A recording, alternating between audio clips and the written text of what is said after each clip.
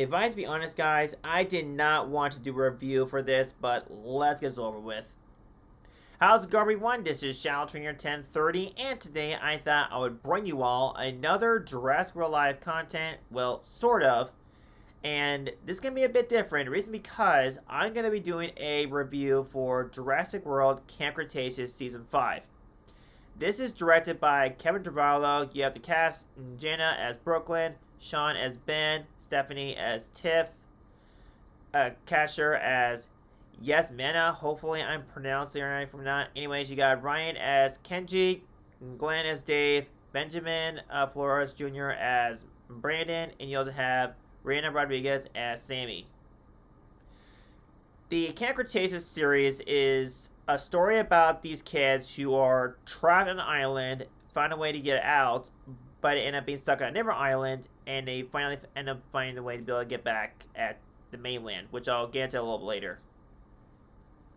Season 1 ties directly to the first Jurassic World movie, and as you know, is what happened to where Dinosaur Rex broke out, everything went into chaos, and the kids have to try to find a way to be able to get out. Which, Season 1 actually did pretty well, and very good start to the series, which I would definitely recommend watching that. So I would give that one like a 8 out of 10. For Season 2, you have these kids deal with these poachers, which I liked the idea, but there's a couple episodes that were like awkward moments. Other ones it's like, I'm just getting bored, can we just move on? So other than that, it's no right season, I guess. So that one, I'm gonna have to give that as a 5 out of 10. Season 3, you have these kids that are dealing with a hybrid Scorpius Rex. Funny enough, it got introduced in Jurassic World Live, or the E750. Which, that one actually was a little more entertaining than Season 2. So that one is sort of better, but there's a few other episodes in it. I'm just like, they're a kind of decent one. So that one, I think it deserves as a 7 out of 10. Season 4, boy, do we have to talk about it. Season 4 is right where we left off, where the kids are on the ship, and of course they get washed out the shores by the Molsaur because they were trying to escape from it. Most of the episodes, you just have them be on the island, which is actually owned by Manticorp, which you do learn that Cash actually blackmailed Sammy's parents, and also herself, which she was really upset about it and wanted payback that badly. Of course, the kids find a way to be able to take down Cash, well, sort of, I should say, and near the end, you do learn that the one who's actually in charge of Manticorp is Kenji's father. So, kind of surprising there.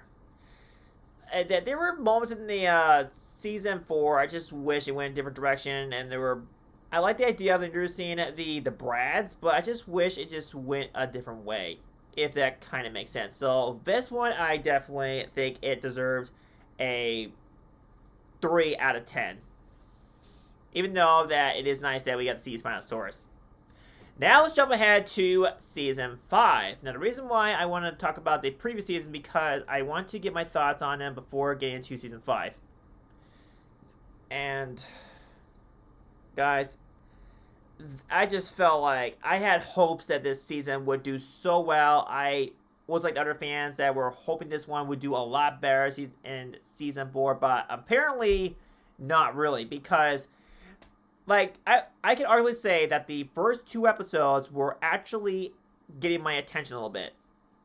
So it picks up where we left off to where Kenji's father just told the Brads to stand down, and you have Cash who gets really irritated and thinking that he just turned back on him. So Cash decided to order the Brads to turn against the Kenji's father, but unfortunately, Kenji saved him and was trying to hurt one of the previous employees, but yeah, he got taken away. And of course, guess what? Spoiler alert: the Kenji's father let him out just to help him with his plans to be able to mind control the dinosaurs. Which the original idea was just have the dinosaurs fight each other, but Kenji and his friends just showed his father that there's a different way to go besides fighting. So, way to go, Kenji. So, giving your father a round of applause for giving him a really brilliant idea. So yeah, that there was just a lot of moments in the episodes where it's like, what? And then the other parts like, no, that's dumb. And there were like the points in there I'd be like, what? Like, I mean, I can say that it was nice that Dodson got a cameo in this season, and the only role he got is that he asked Kenji's father to be able to just show an example as to what the mind control is about and build get DNA examples for the Biosyn, which it's nice that it tied directly to Dominion. Now, if you're curious as to what is the timeline for season 5, well, we'll get into that in a little bit. So yeah, and there was a point in the episode too where Kenji is just trying to do a first ever date with Brooklyn, which, funny thing, just reminded me that a week and a half ago, by Tucker's video, I actually went on my first date, which I can say she was really wonderful, but that's safe for another time, another video. Now, back about this, unfortunately, the date thing didn't go well because Brooklyn did other stuff because they wanted to do some investigating around Kenji's father. I think he's up to something no good, but they turned out to be correct, and Kenji was not even believing everything. He was just more foreshadowing over his father that he just wanted to make him proud, be an example, but just realized that he was just making his own bad mistakes, and he finally did something for once, just turn his back on his father and made his own decision, care about his friends than anything else.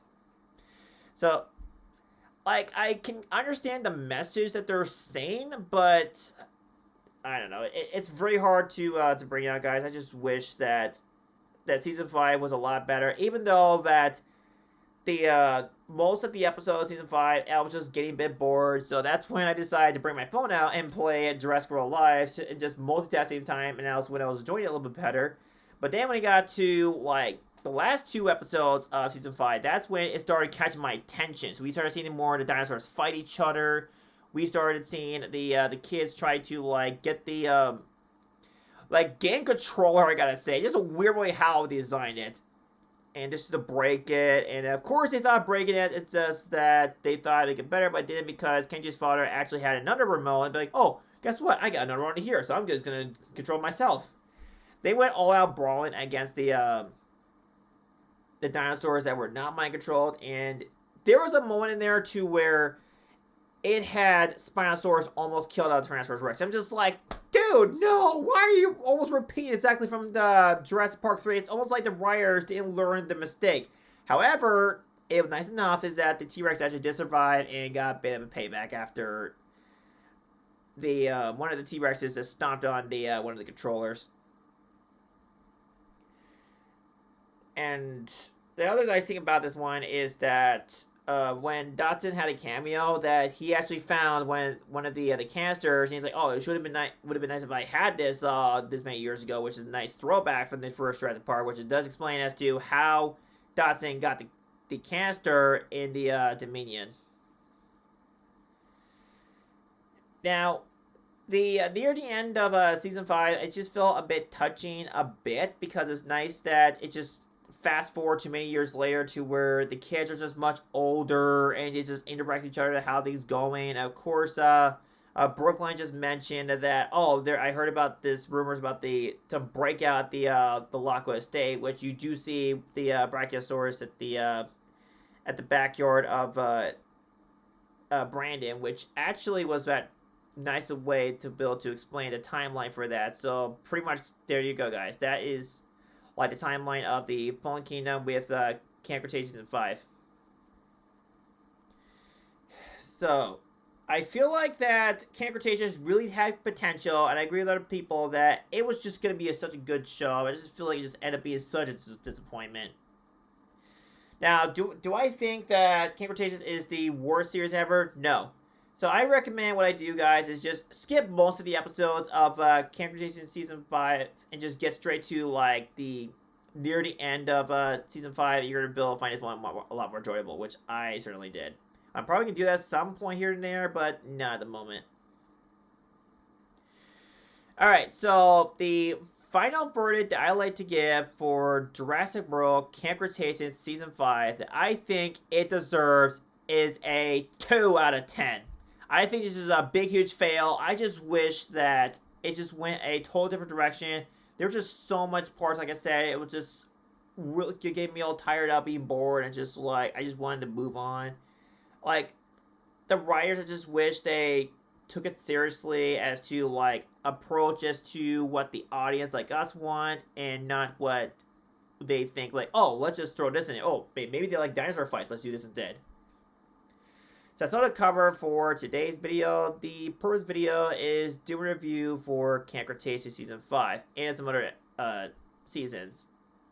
Now, let me know in the comments below thoughts ever covered here. Did you enjoy Camp Cretaceous Season 5? Which season is your most favorite? Let me know. I appreciate it. Hopefully, you all did enjoy today's video. Thank you for watching. If you enjoyed this video, be sure to give the video a thumbs up. Check my channel, subscribe, bell for more content videos. And as usual, see you on the next video. Until next time.